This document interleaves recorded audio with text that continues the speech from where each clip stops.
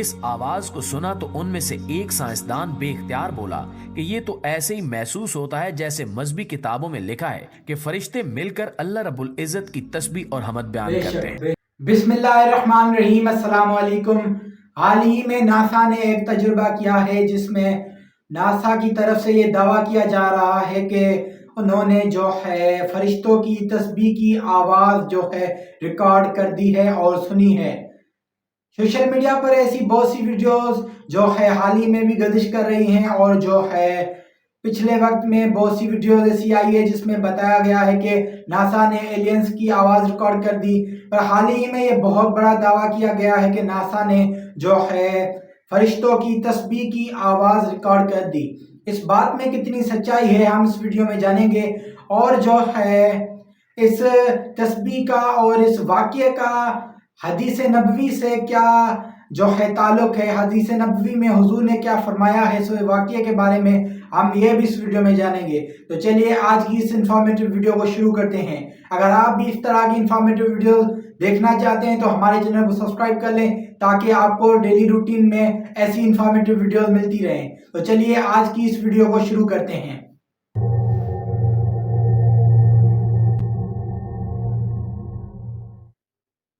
السلام علیکم ناظرین، میں ہوں ماجد ملک اور ڈسکور دی ورلڈ میں آپ سب کو خوش آمدید۔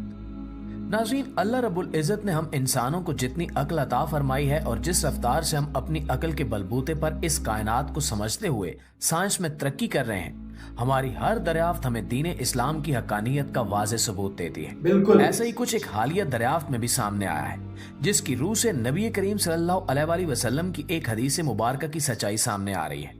یہ دریافت اس قدر بڑی ہے کہ اس کو دریافت کرنے والے ماہرین خود بھی اس کو نبی کریم صلی اللہ علیہ وآلہ وسلم کی حدیث کے ساتھ جوڑنے سے نہیں روک سکے۔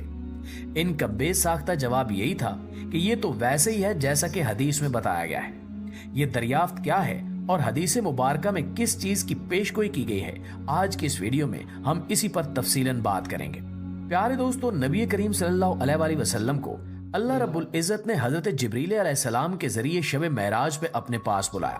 بالکل نبی کریم صلی اللہ علیہ وآلہ وسلم تمام آسمانوں کو پار کرتے ہوئے عرش تک پہنچے۔ وہاں پہ دونوں محبوبوں کے درمیان جو بات بھی ہوئی اسے ہم اتنا ہی جانتے ہیں جتنا نبی کریم صلی اللہ علیہ وآلہ وسلم نے ہمیں بتایا ہے، لیکن اس سفر کے دوران نبی کریم صلی اللہ علیہ وآلہ وسلم کو جو مشاہدات ہوئے وہ بھی نبی کریم صلی اللہ علیہ وآلہ وسلم نے ہمارے لیے بیان فرمائے۔ بالکل جب نبی کریم صلی اللہ علیہ وآلہ وسلم سفر معراج سے واپس آئے تو صحابہ کرام میں سے بہت سارے لوگ یہ جاننے کے لیے بےتاب تھے کہ یہ سفر کیسا تھا۔ اس پہ نبی کریم صلی اللہ علیہ وآلہ وسلم نے صحابہ کرام کو اس سفر کی تفصیل سے آگاہ کیا۔ وہیں پہ کچھ ایسے صحابہ بھی تھے جن کا تجسس اور جذبہ شوق بے حد بڑا ہوا تھا۔ انہوں نے نبی کریم صلی اللہ علیہ وآلہ وسلم سے سوال کیا کہ یا رسول اللہ صلی اللہ علیہ وآلہ وسلم، جب آپ براق جیسے تیز رفتار سواری پہ آسمانوں اور خلاؤں کو پار کرتے ہوئے اللہ رب العزت کے حضور جا رہے تھے تو اس سفر کی آواز کیسی تھی؟ یہ سوال اپنے آپ میں ہی نہایت ذہانت کا ثبوت ہے کہ صحابہ کرام ہر سفر کی ہر تفصیل کو جاننے کے بے حد شوقین تھے، اور وہ اپنی عقل میں آنے والے ہر سوال کا جواب جاننا چاہتے تھے۔ وہ جانتے تھے کہ نبی کریم صلی اللہ علیہ وآلہ وسلم کے سامنے سے اللہ رب العزت نے تمام حجابات ہٹا دیے ہیں۔ اس سوال کو سن کر نبی کریم صلی اللہ علیہ وآلہ وسلم نے تبسم فرمایا اور کہا کہ جب میں معراج پہ جا رہا تھا تو میں نے خلا میں اور آسمان میں کوئی ایک کونا بھی ایسا نہیں دیکھا جہاں پہ 4 انگلیوں جتنی جگہ باقی ہو اور وہاں پہ کوئی فرشتہ موجود نہ ہو۔ سبحان اللہ۔ اللہ رب العزت نے ہر جگہ کے لیے بے شمار فرشتے پیدا فرما رکھے ہیں، اور ان تمام فرشتوں کا کام اللہ رب العزت کی تسبیح کرنا ہے۔ نبی کریم صلی اللہ علیہ وآلہ وسلم نے مزید فرمایا کہ جب میں سفر معراج پہ جا رہا تھا اور میں نے تمام آسمانوں کی سیر کی تو تمام کے تمام آسمان ایسے لرز اور چٹک رہے تھے کہ جیسے ابھی گر جائیں گے۔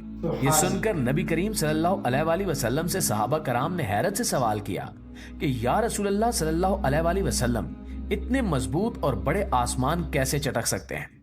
اس پر نبی کریم صلی اللہ علیہ وآلہ وسلم نے ارشاد فرمایا کہ فرشتے اس قدر زیادہ ہیں کہ جب وہ مل کر اللہ رب العزت کی تسبیح کرتے ہیں اور خالق کائنات کی حمد بیان کرتے ہیں تو ان کی آوازوں سے آسمان چٹکنے لگتے ہیں۔ بالکل ناظرین، یہ تو تھا حدیث نبوی صلی اللہ علیہ وآلہ وسلم کا پس منظر، جس میں نبی کریم صلی اللہ علیہ وآلہ وسلم نے اس سفر کے دوران اپنے مشاہدات کو بیان فرمایا۔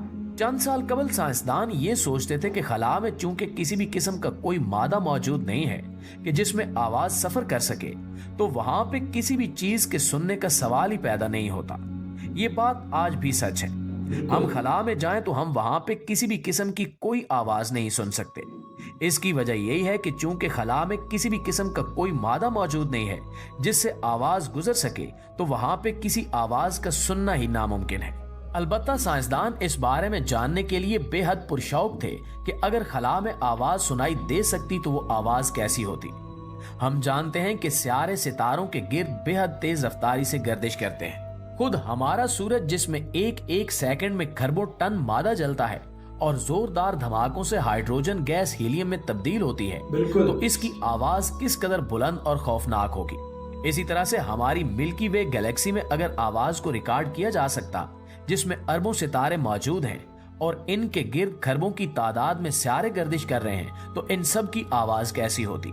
इस मकसद के लिए साइंसदानों ने तहकीक शुरू की और हम जितने भी सितारों और सियारों को जानते हैं, इनकी फ्रीक्वेंसीज का बगौर मुशाहिदा किया गया।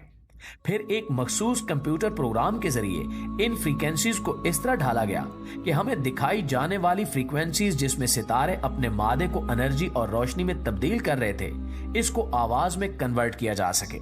यूं साइंसदानों ने खला की आवाज को रिकॉर्ड किया। आइए हम आपको साइंसदानों की रिकॉर्ड करदा खला की आवाज सुनाते हैं।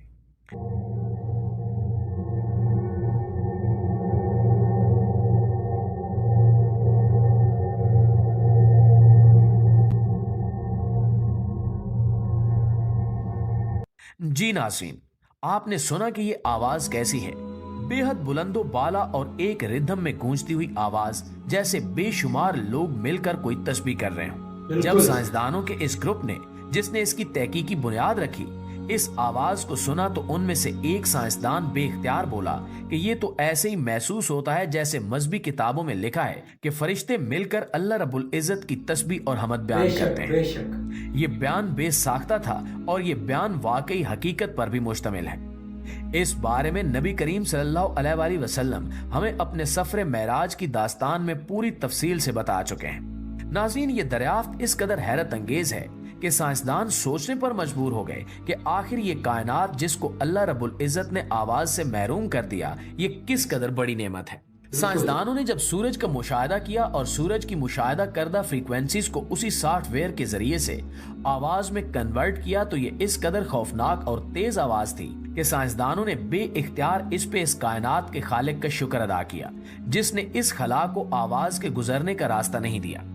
साइंसदानों का कहना है कि अगर खला में से आवाज गुजर सकती तो सूरज की आवाज ही इस कदर खौफनाक और भयानक है कि इसकी आवाज की वजह से ही जमीन पर किसी भी किस्म की जिंदगी मौजूद न रह सकती। इस हवाले से साइंसदानों का यह भी कहना है कि अगर कभी भी कोई ऐसा हादसा हुआ कि खला में ऐसा कोई मादा वजूद में आ गया जो आवाज को ट्रांसमिट कर सके, तो सूरज की भयानक और खौफनाक आवाज की वजह से जमीन पर मौजूद तमाम के तमाम जानदार फौरी तौर पर मौत का शिकार हो जाएंगे। नाज़रीन, ये तो साइंस का मुशाहिदा है। अब हम आपको बताते हैं कि हमारा दीन इस्लाम इस बारे में क्या कहता है। बिल्कुल, हम जानते हैं कि जब कयामत का मरहला आएगा तो अल्लाह ताला के हुक्म से हजरत इसराफील अलैहिस्सलाम जो हाथ में सूर थामे खड़े हैं, वो सूर फूंकेंगे और उसकी आवाज के लिए अल्लाह ताला पूरी कायनात को इस काबिल कर देंगे कि इसकी आवाज पूरी कायनात में ट्रांसमिट हो सके। हम जानते हैं कि सूर की आवाज से जमीन फट जाएगी, समंदरों में आग लग जाएगी और पहाड़ फटकर रुई के गालों में तब्दील हो जाएंगे। इससे ये साबित होता है कि ये कायनात खुद ब खुद नहीं बनी, बल्कि इसको बनाने वाला खालिक और मालिक मौजूद है। बेशक तमाम तारीफें अल्लाह के लिए हैं कि जिसने इस कायनात को अपने हुक्म कुन से पैदा किया और वही अपने हुक्म से इस पूरी कायनात को। लाइक करें इस वीडियो को, जरूरी है। तो जी, ये वीडियो आपने देखी, इसमें अल्लाह ताला की हम्दो सना है, किस तरह फरिश्ते तस्बीह करते हैं। इसकी आपने साइंसी नॉलेज भी सुनी और आपने इसकी मजहबी नॉलेज भी सुनी और इस्लाम इसके बारे में क्या कहता है, हुजूर की हदीस में क्या है, आपने ये भी सुना। बेशक ये कायनात जो है खुद ब खुद नहीं बनी। जो ऐसे लोग हैं यूरोपीय ममालिक में, ऐसे लोग हैं जो कहते हैं कि ये जो थ्योरी एक है कि दुनिया खुद ब खुद बन गई, تو اس سے یہ ثابت ہوتا ہے کہ دنیا خود بخود نہیں بنی، اس دنیا کا خالق و مالک ہے جو اس دنیا کو چلا رہا ہے اور کئی ہزاروں سالوں سے چلا رہا ہے اور آگے بھی چلتی جا رہی ہے۔ اس طرح کی ویڈیوز، انفارمیٹیو ویڈیوز اور بھی ہمارے چینل پر اپلوڈ ہیں، آپ وہ بھی جا کے واچ کر سکتے ہیں اور ہمارے چینل کو سبسکرائب کر لیں۔ اس طرح کی انفارمیٹیوز ہم آپ کے لیے ہم آپ کے لیے لے کے آتے رہتے ہیں۔ تو جی آپ نے یہ ویڈیو سنی، بہت ہی ایمان کو تازہ کر دینے والی ویڈیو۔ سائنس میں بھی آپ نے سنا کہ جو ہے سائنسدان بھی پریشان ہو گئے ہیں کہ جو ہے یہ آخر تسبیح کس طرح جو ہے انہوں نے سنی ہے۔ تو یقیناً یہ بات جو ہے آپ نے سنی اور اس کا سائنسی بھی آپ نے رخ دیکھا اور مذہبی رخ بھی دیکھا۔ اس طرح کی انفارمیٹیو ویڈیو دیکھنے کے لیے ہمارے چینل کو سبسکرائب کر لیں۔ میں ملوں گا آپ کو ایسی نئی ویڈیو کے ساتھ، تب تک کے لیے مجھے دے اجازت۔ اللہ حافظ۔